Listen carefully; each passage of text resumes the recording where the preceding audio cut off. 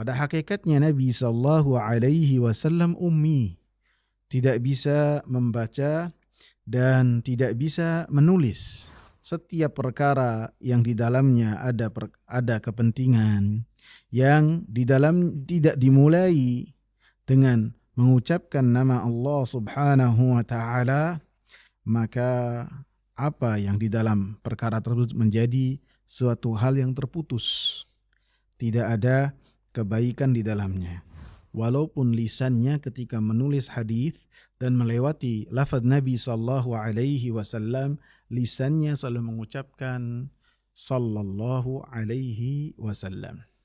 Saya memulai dengan semua nama-nama Allah Subhanahu wa taala yang indah, yang Allah Subhanahu wa taala miliki, yang Allah Subhanahu wa taala ajarkan kepada nabinya, ataupun Allah Subhanahu wa taala turunkan dalam kitab-kitabnya, ataupun yang Allah Subhanahu wa taala simpan tanpa Allah Subhanahu wa taala berikan kepada siapapun juga di alam semesta ini. Karena kita tidak boleh memberikan nama untuk Allah Subhanahu wa taala kecuali ada nasnya, ada dalilnya. Panggillah Allah Subhanahu wa taala dengan nama-nama yang Allah Subhanahu wa taala miliki.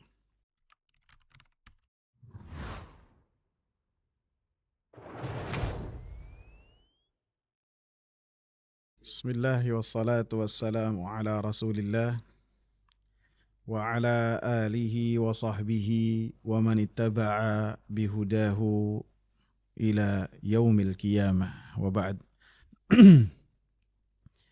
Kita melanjutkan pembahasan kita mengenai al-usul ats-tsalatsah. Sebelumnya kita membahas tentang keutamaan menuntut ilmu.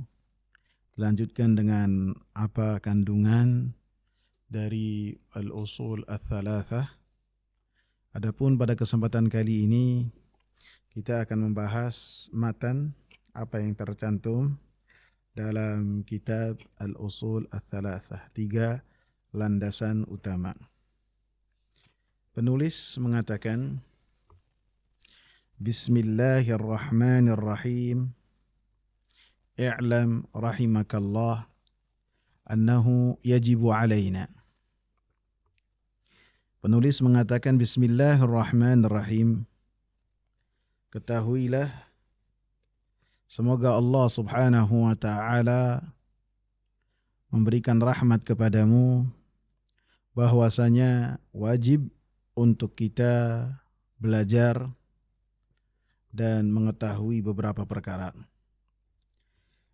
Dalam apa yang dibawakan oleh penulis Syekhul Islam rahimahullah dalam kitab Al-Usul Ats-Tsalatsah, beliau mengawalinya dengan membawakan Bismillahirrahmanirrahim, mencantumkan Bismillahirrahmanirrahim. Apa yang beliau lakukan dengan mengawali karya tulisnya dengan Bismillahirrahmanirrahim tidak lain dan tidak bukan karena beliau bersuri tauladan dan mengikuti apa yang Allah Subhanahu wa taala turunkan dalam Al-Qur'anul Karim. Al-Quranul Karim sebaik-baik kitab yang Allah Subhanahu wa taala turunkan di muka bumi sebagai pedoman untuk seluruh manusia. Surat-suratnya diawali dengan Bismillahirrahmanirrahim. Dari surat Al-Fatihah sampai surat An-Nas, surat-suratnya diawali dengan Bismillahirrahmanirrahim, dikecualikan surat Bara'ah, surat At-Taubah tidak diawali dengan basmalah. Adapun selainnya maka diawali dengan Bismillahirrahmanirrahim. Sehingga penulis ketika mengawali kitabnya dengan Bismillahirrahmanirrahim dalam rangka mengikuti apa yang telah Allah Subhanahu wa taala turunkan dalam Al-Qur'anul Karim. Yang kedua, penulis mengawali Bismillahirrahmanirrahim dalam kitabnya bersuri tauladan dengan Nabi sallallahu alaihi wasallam. Nabi Muhammad sallallahu alaihi wasallam dalam surat-suratnya dalam tulisan-tulisannya beliau mengawali tulisan-tulisannya dan surat-suratnya dengan Bismillahirrahmanirrahim. Pada hakikatnya Nabi sallallahu alaihi wasallam ummi, tidak bisa membaca dan tidak bisa menulis. Akan tetapi ketika Nabi sallallahu alaihi wasallam menulis surat, menulis kesepakatan, maka Nabi sallallahu alaihi wasallam memerintahkan juru tulisnya seperti Ali bin Abi Thalib radhiyallahu anhu untuk mengawali apa yang Nabi sallallahu alaihi wasallam sampaikan dengan Bismillahirrahmanirrahim. Sehingga dikatakan oleh Al-Imam Al-Hafidh Ibn Hajar rahimahullah, beliau mengatakan wa yu'ayyiduhu ayda wuqu'u kutubi Rasulillah sallallahu alaihi wasallam ila al-muluk wa kutubihi fil qadaya muftatahatan bitasmiyah. Maka menguatkan hal tersebut juga kata beliau apa yang terjadi pada tulisan-tulisan Rasulullah sallallahu alaihi wasallam dan surat-surat yang telah Rasulullah sallallahu alaihi wasallam perintah dan dikirimkan kepada raja-raja dan ke dalam perintah-perintah yang Nabi sallallahu alaihi wasallam bagikan kepada penjuru jazirah, maka surat-surat tersebut diawali dengan Bismillahirrahmanirrahim. Sehingga dalam Sahih Bukhari disebutkan thumma da'a bi kitabi Rasulillah sallallahu alaihi wasallam. Kemudian dibawakanlah surat Rasulullah sallallahu alaihi wasallam. Faqara'ahu, maka dibacakanlah surat Rasulullah sallallahu alaihi wasallam. Fa idza fihi, maka di dalamnya terdapat Bismillahirrahmanirrahim. Bismillahirrahmanirrahim dari min Muhammadin Rasulillah sallallahu alaihi wasallam, dari Muhammad Rasulullah sallallahu alaihi wasallam. Sehingga dari apa yang tercantum dalam Sahih Bukhari di Kitabut Tafsir, maka didapati Nabi sallallahu alaihi wasallam mengawali surat-suratnya dengan Bismillahirrahmanirrahim. Kemudian dalil yang ketiga. Yang pertama mengikuti Al-Quranul Karim, yang kedua mengikuti Rasulullah sallallahu alaihi wasallam dalam surat menyurat, yang ketiga dalam hadis Nabi sallallahu alaihi wasallam mengatakan kullu amrin dhi balin la yubda'u fihi bi bismillah fahuwa aqta. Setiap perkara yang di dalamnya ada kepentingan yang di dalam tidak dimulai dengan mengucapkan nama Allah Subhanahu wa taala, maka apa yang di dalam perkara tersebut menjadi suatu hal yang terputus. Tidak ada kebaikan di dalamnya. Walaupun hadis ini adalah hadis yang sangat lemah sekali, bahkan dikategorikan tidak sahih dengan lafaz ini, akan tetapi dalam hadis-hadis yang lain disebutkan yang serupa dengan hadis yang tadi saya bacakan. Disebutkan dalam hadis lain yang tercantum dalam Musannaf Abdul Razzaq, Rasulullah sallallahu alaihi wasallam mengatakan, kullu amrin dhi balin la yubda'u fihi bi dzikrillahi fahuwa aqta. Setiap perkara yang perkara tersebut ada kepentingannya, la yubda'u, dan tidak diawali dengan berzikir kepada Allah Subhanahu wa taala, fahuwa abtar, maka hal tersebut adalah terputus. Maka di hadis yang kedua ini disebutkan dengan berzikir kepada Allah Subhanahu wa taala. Adapun di hadis yang pertama, yang hadis tersebut adalah hadis yang sangat lemah sekali, disebutkan la yubda'u fihi bi bismillah. Tidak diawali di dalamnya dengan mengucapkan nama Allah Subhanahu wa taala. Maka kita katakan bahwasanya hadis yang kedua, yang hadisnya itu adalah hadis yang bisa dijadikan hujjah, maka walaupun tidak dikatakan dengan bismillah, akan tetapi dengan berzikir kepada Allah Subhanahu wa taala, tentu dengan mengucapkan bismillah, maka hal tersebut adalah termasuk dengan berzikir kepada Allah Subhanahu wa taala. Dalil yang keempat, bahwasanya yang pertama kali Allah Subhanahu wa taala turunkan kepada Nabi Muhammad sallallahu alaihi wasallam dari Al-Qur'anul Karim, yaitu surat Al-Alaq ayat yang pertama, yaitu Iqra bismi rabbikal ladzi khalaq. Bacalah dengan nama Rabbmu yang telah menciptakanmu.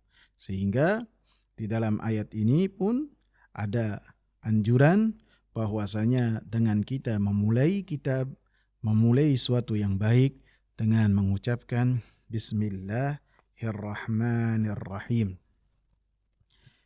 Kemudian di dalam kitab ini juga tidak disebutkan hamdalah, hanya mencukupkan terhadap basmalah saja. Alhamdulillah artinya dengan innal hamdalillah nahmaduhu atau mengucapkan hamdalah saja. Akan tetapi dalam kitab ini hanya dibawakan basmalah saja.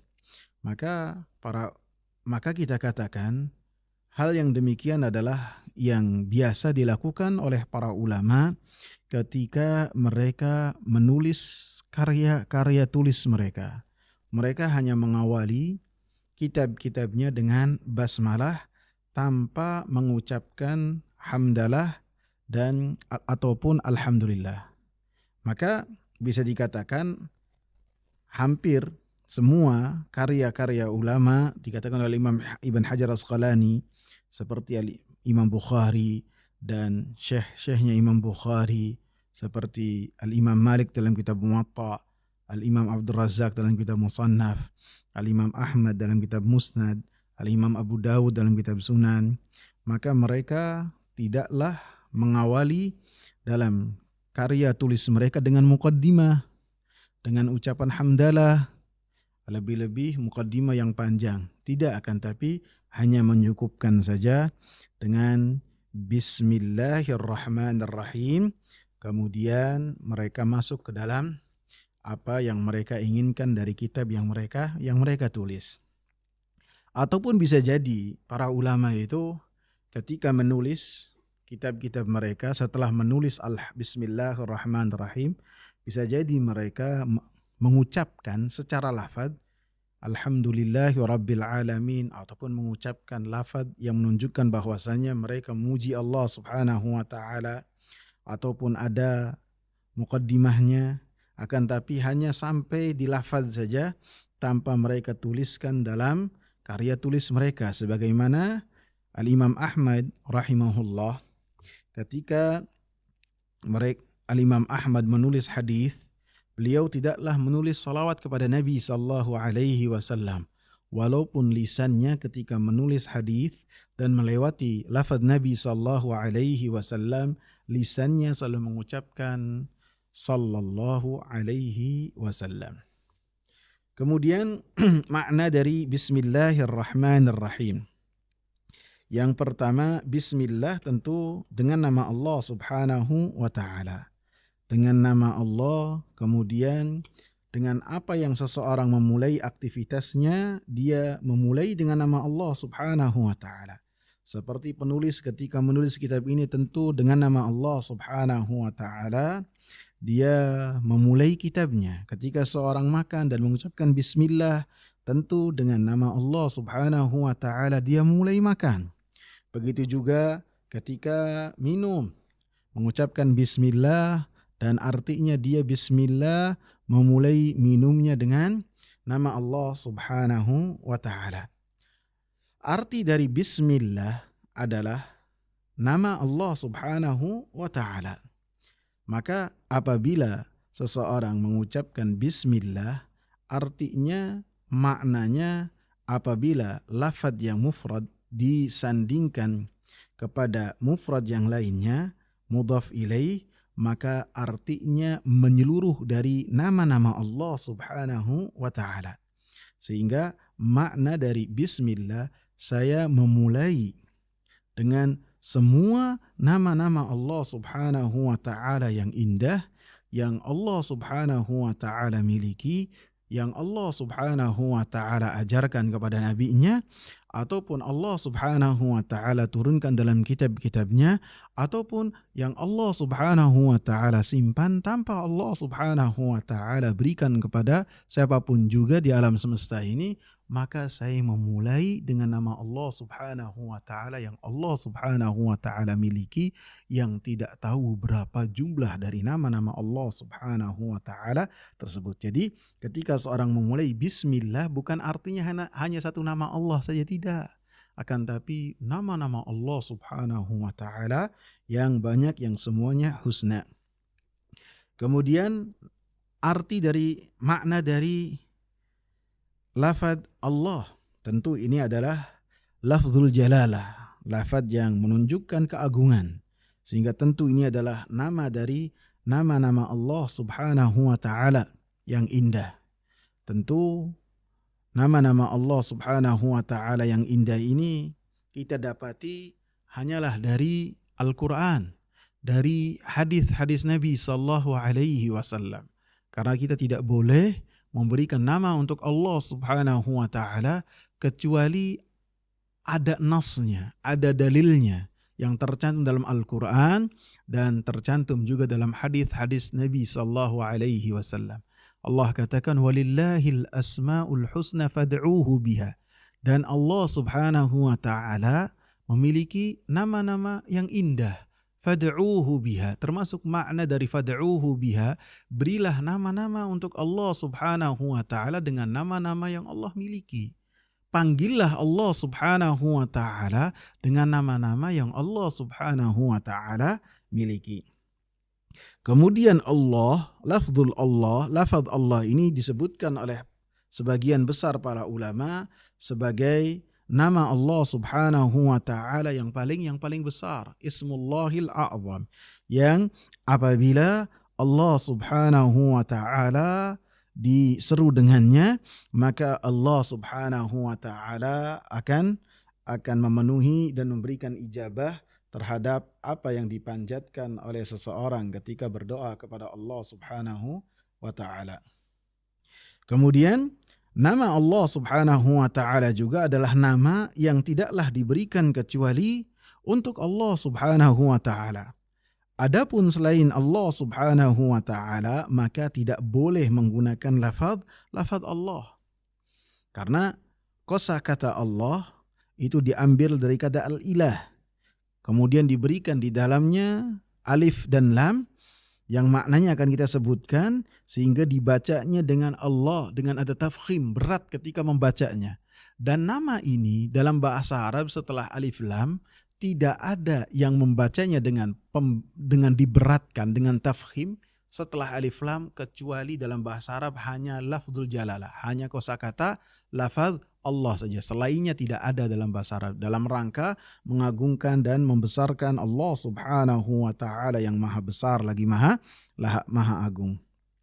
Dan nama Allah Subhanahu wa taala adalah yang memiliki keistimewaan, nama untuk Allah yang diikuti oleh nama-nama Allah Subhanahu wa taala yang lain.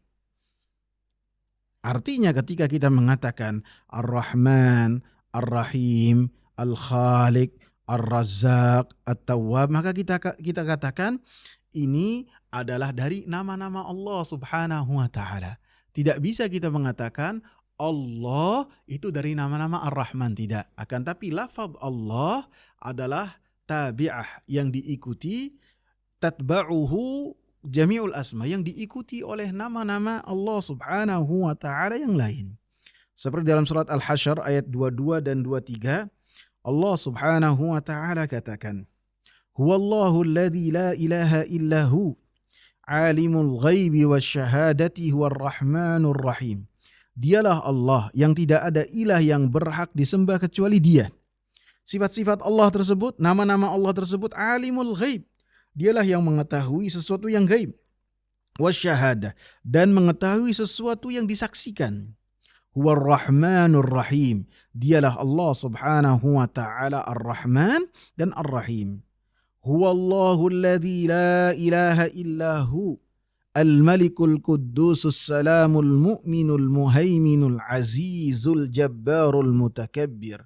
Subhanallahi amma yusyrikun. Dialah Allah Subhanahu wa taala yang tidak ada ilah yang berhak disembah kecuali Allah. Allah itu siapa? Al-Malik, yang memiliki kekuasaan, kerajaan. Al-Quddus, yang maha suci. As-Salam, yang maha sempurna dan memberikan kesempurnaan. Al-Mu'min, yang memberikan keamanan. Al-Muhaimin, yang memiliki kekuasaan. Al-Aziz, yang maha perkasa. Al-Jabbar, yang maha kuat. Al-Mutakabbir, yang memiliki kesombongan yang dengannya Allah Subhanahu wa taala berhak untuk sombong, dan kesombongan adalah selendang Allah Subhanahu wa taala. Subhanallahi amma yusyrikun. Maha suci Allah Subhanahu wa taala dari apa yang mereka sekutukan. Maka dalam ayat yang ke-23 Allah sebutkan huwallah, dan setelah dijelaskan siapa Allah Subhanahu wa taala, maka disebutkan 8 nama yang dengannya mengikut kepada nama Allah Subhanahu wa taala. Kemudian adapun makna Allah, artinya al-ma'luh, yang disembah. Al-ma'luh artinya yang disembah secara benar dengan mengesahkan Allah Subhanahu wa taala ketika seseorang beribadah kepada Allah Subhanahu wa taala. Seperti yang saya sebutkan, Allah diambil dari kata al-ilah.